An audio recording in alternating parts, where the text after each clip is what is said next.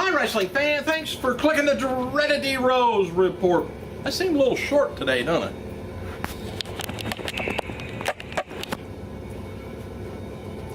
Yeah, seem a little tall.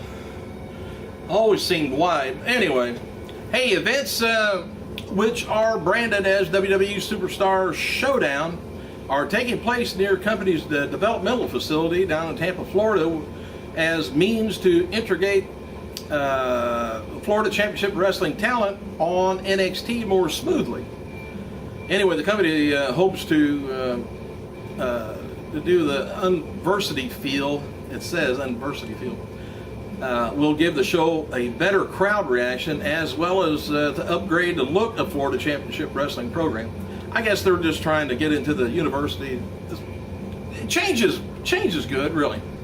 And Triple H, WWE Executive Vice President of Talent, is heavily involved with the project.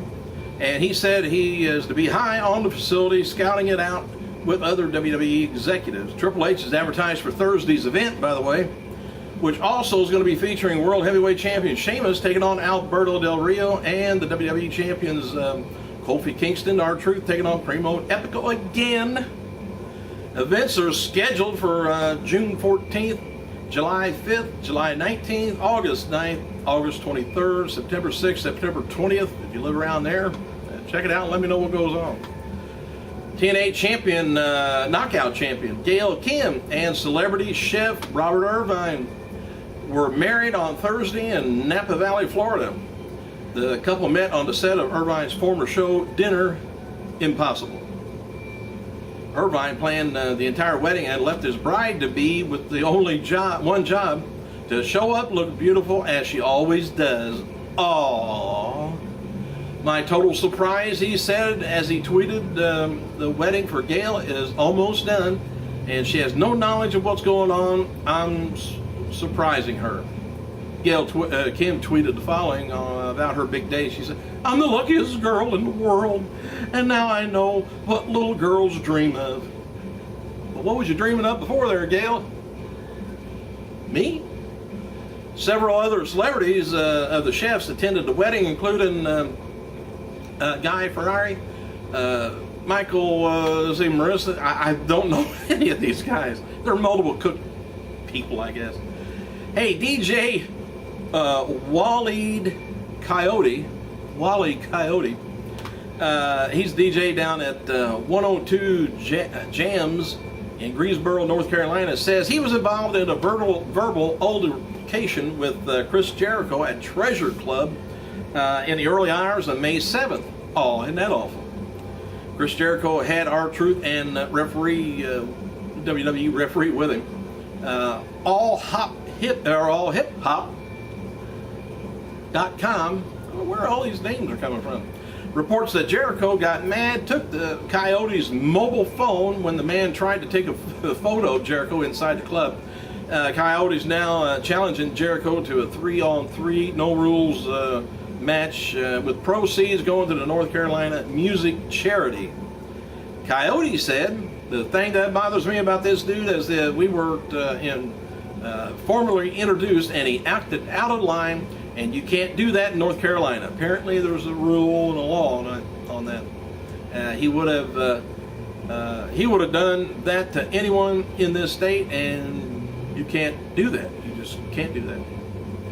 I've seen there's still more silliness going on in wrestling. Hey, one thing's not too silly. WCW Cruiserweight Champion Billy Kidman, he turned 38 years old today, and fans can catch the World Heavyweight Champion Sheamus from 11 a.m. to 1 p.m. at the Saturday's Market, Middletown, Pennsylvania. Line begins outdoors, and ticket purchases, you got to purchase a ticket to get an autograph. And WWE website has a new article up about SmackDown's Damian Sandow. Now he's looking at top ignoramuses in WWE history, and he can't find his own name. He'll be there. But anyway, he listed Austin, Mankind, Morella, Warrior, Ryder, Rhodes, Clay, Rhodes Clay, Brawler, Booker T, CM Punk as some of the most ignoramuses in WWE. And WWE's No Way Out pay-per-view is going to be featuring more than just steel cage matches. This might be a good deal. The idea behind the pay-per-view is to have matches that have no escape or are tough to escape from. Expect to see like strap matches and lumberjack matches. The strap match likely is going to be Big Show and Cody Rhodes. Whip his ass. Hey, the final card for TNA's Sacrifice lineup is, I think I read this yesterday, the ladder match with RVD and Rude, tag team Daniels, Kazarian taking on Magnus and Samoa Joe. Television title, Robbie E and Robbie T versus Devon. Knockout's going to be Tessmacher versus Kim. And then we got Angle and Styles going at it, Anderson and Hardy going at it, Bully Ray and R. Aries going at it.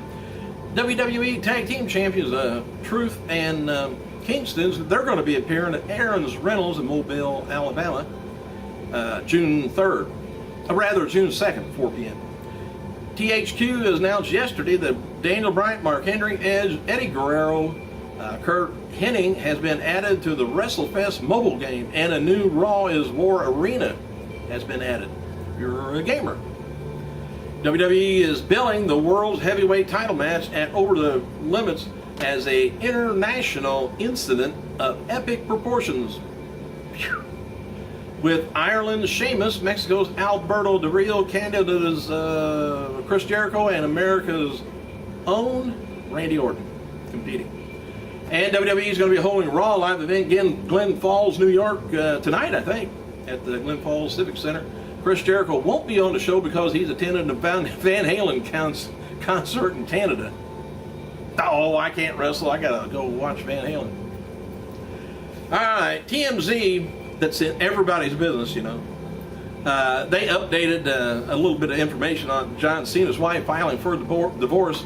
They posted on the videos saying that Cena's kissing his wife at ringside when Raw was in Boston before WrestleMania 28, but added that Cena was already a wreck over the state of his marriage. TMZ reports that Cena was not shy about discussing the marriage problems backstage with his co-workers.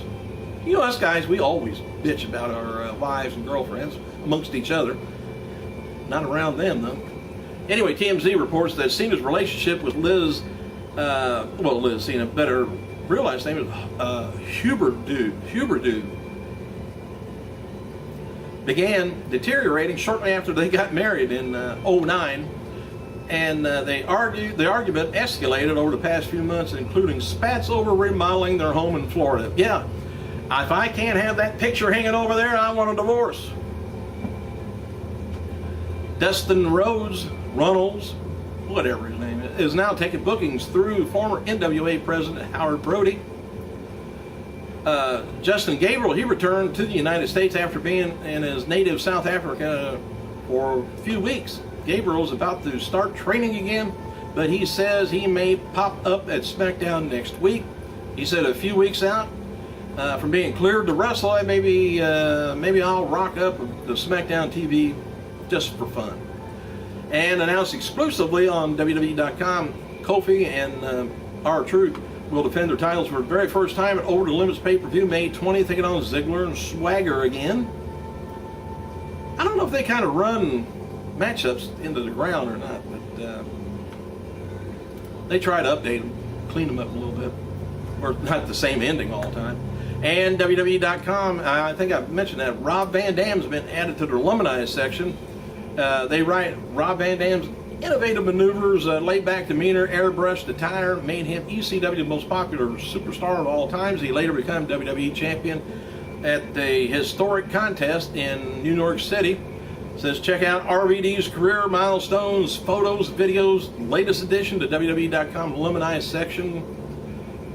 All right, SureDog.com reports that MMA fighter Muhammad King Mo will be signing with both TNA and Bellator fighting championships in the near future. Former Strikeforce light heavyweight champion is likely to perform for TNA and Bellator MMA, and he's also currently recovering from knee surgery and a serious battle with staph infection. I remember old Hardcore Holly had a staph infection for a long time. It took forever to get over it. He said he previously expressed interest in a career in WWE also. Vern Gagne turned 98 yesterday, and Tito Santana turned 59. William Regal turned 54. I.O. West Comedy Theater in California, Hollywood, California, is going to be airing WWE's Over the Limits pay-per-view live on a full-size projector screen, and you must be 21 with an ID to enter. Tickets going to be ordered for $10 and $15 at the door. And there's going to be a full bar drink special, guest wrestlers to be announced. I.O. West is regularly airing, I guess, pay-per-views. Didn't know that. Mick Foley, he's going to be working a special guest enforcer for Punk versus Jericho at no DQ WWE title match at Raw live event in Rochester, New York this Sunday.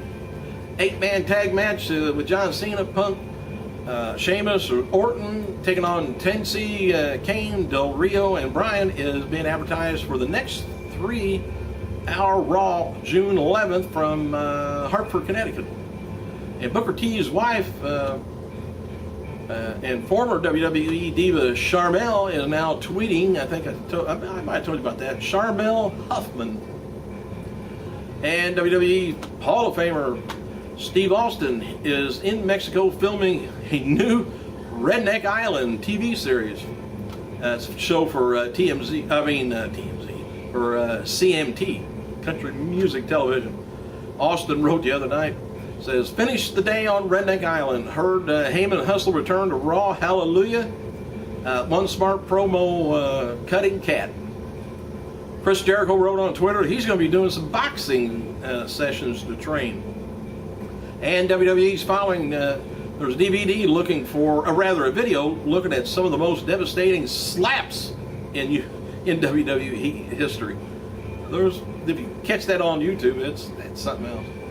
The new Revolution teaser that appears to be on WWE website may be a part of the introduction of Dean Ambrose to the main roster. We'll find out soon.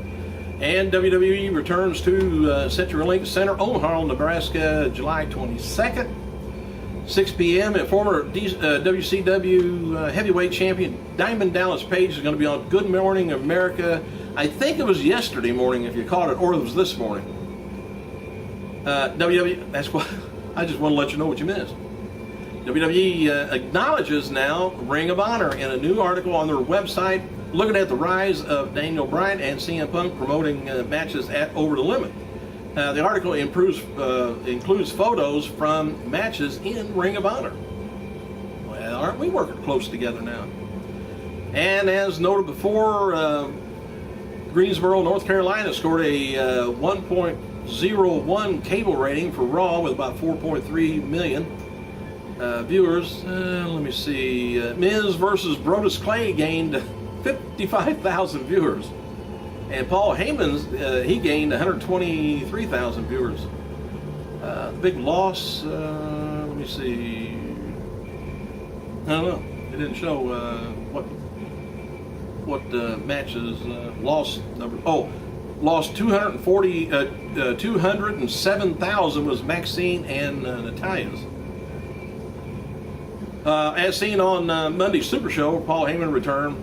I'll tell you about that storyline. Anyway, Lesnar himself quitting was to be on last week's show, but it got changed on the angle and stuff. So, but he didn't quit. He ain't going nowhere. And regarding reports of SummerSlam match, people in the company are being told that Triple H versus Lesnar will not happen at WWE's August pay-per-view, but sources report that it's still scheduled. So there. I hope I'm clear as mud on that. Thanks for clicking, you guys. I gotta go.